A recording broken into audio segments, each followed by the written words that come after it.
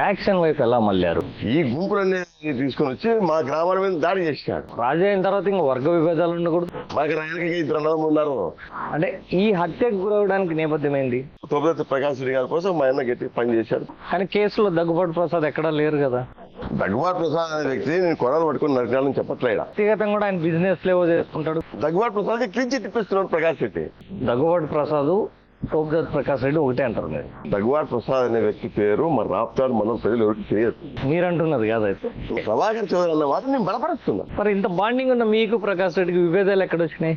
అయ్యా దయవంచి మాకు అవమానం అవుతుంది. మీరు నిజంగా గ్రూపులు కట్టలేదా? మీరు ప్రకాష్ రెడ్డికి వ్యతిరేకంగా నువ్వు జాగ్రత్త, నీకు ఎన్నోసార్లు చెప్పినా నువ్వు ఇష్టాసారం మాడితే బాగుండదు, మంచిది కాదని. మరి మీరు ఇన్ని సమస్యలు జరుగుతున్నప్పుడు మీరు అధిష్టానం దృష్టికి కానీ లేకపోతే మీ పార్టీ సీనియర్ నాయకుల దృష్టికి తీసుకెళ్ళలేకపోయారా?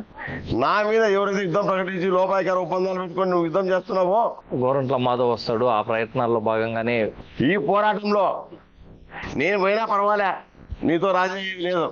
మీరు పార్టీకి పనిచేశారా చేయలేదా? మాకు ఎవరికైనా వచ్చి తాపేదా? 2024లో మీరు ఖచ్చితంగా పార్టీకి చేసింటే మీ మీద సస్పెన్షన్ ఎందుకు వేసారు?